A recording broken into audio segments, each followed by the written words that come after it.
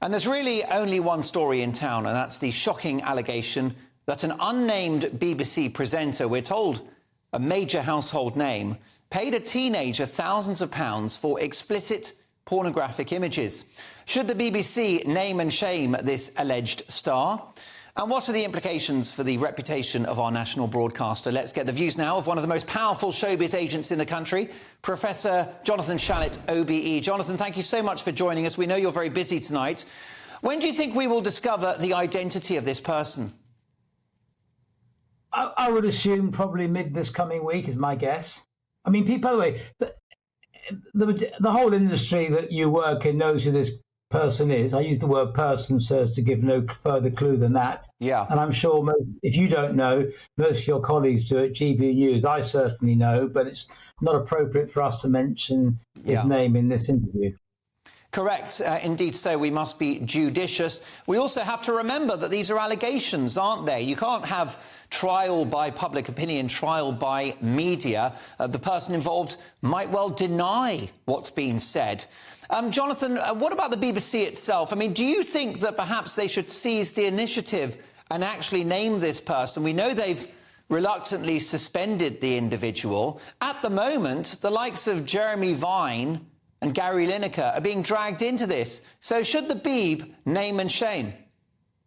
I don't think it's as simple as should the Beeb name and shame. I think that same would apply to any employer. You can't just go and name and shame someone because an allegation's made. Even if you know it's true, you still got to go through due process to make sure it's true and all the facts are correct. And I mean, clearly, most people assume this is true. However, the individual concerned may have a defence none of us know about yet. So I think the BBC are correct not to jump the gun and play to the gallery. It's also very easy for politicians to make big statements against the BBC. But from what I can see, Tim Davies acted very quickly. The Sun started the story on Friday, followed up on Saturday, and over the a summer weekend, the BBC have acted and made sure the individual is suspended pending investigation. The working week hadn't even begun and that happened today. So I think full credit for the BBC acting on a Sunday.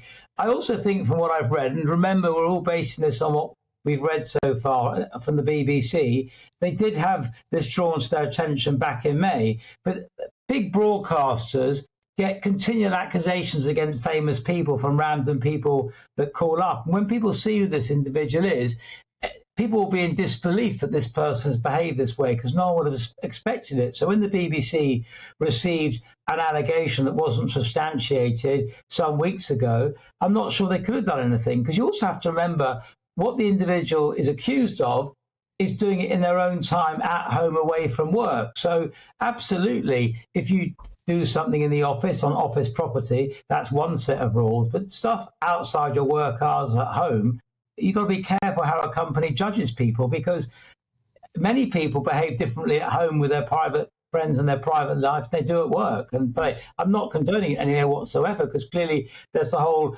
possibility of criminal charges if the individual is indeed 17. Again, we don't know. This is all speculation for press story.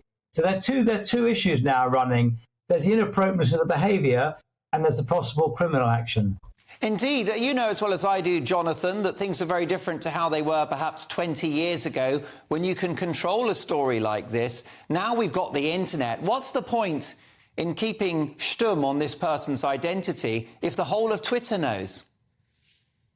Well, absolutely. Well, first of all, people who name people on social media make themselves vulnerable to actions, and they can be sued. I mean, there was an example, I can't remember that lady's name, everyone who's always out the front attacking everybody, who went bankrupt because she named some people on Twitter and her name blank as to the name of the lady, but she's very well known. I think it was the wife of the Speaker, John Bercow, wasn't it? Yeah, she certainly named people in a way she shouldn't. But the point is, people on social media should not be naming people, but they do. But if you like, in your face media like The Sun, The Times, The Telegraph, the BBC, ITV, GB News can't go around naming people because everybody else knows who it is. So that's just the way it is. But one can't blame the BBC for that. I mean, that's just you just don't name people until it's substantiated and due process has been followed. In the same way, if there was someone at GB News who had done something like this, GB News wouldn't name that person until they'd followed due process. Now, Jonathan, you are one of the country's top talent managers. You're an entrepreneur as well, and you know about reputational damage and branding and all the rest of it. Can we safely assume that this presenter's career will be over when their identity is revealed if they're found to be guilty of this activity? Well, I think to say someone's career is over, as in terminal, people do come back from bad moments. So absolutely in the short run, this person's career is over. And I doubt, well, they certainly won't come back into the role they've had because they couldn't possibly do that. And probably it is over. I mean, your older viewers will remember years ago, Frank Boff, who was a national institution and much loved, and I think it was nationwide, he presented every evening. I can't actually remember what he did, but it was unacceptable. He never came back from it. As to this individual, I doubt he'll come back from it, but you never know. I think to a certain extent, it also depends if he broke the law. Now, people are saying he did at the moment, but again, we don't know. It's in the short run, certainly not. I think when people say it's a crisis at the BBC, it's not a crisis at the BBC. One individual has behaved probably wrongly, and that individual will lose their job. That's no suggestion the BBC have behaved inappropriately or the BBC are at fault. The BBC employ tens of thousands of people, and when you have that many employees, you're always going to have a few that aren't going to behave appropriately. Jonathan, I've only got a couple of seconds left. On a scale of 1 to 10, how big is this story, just as a media bombshell? Well, it's 10 today, but 2 weeks' time will be a 2.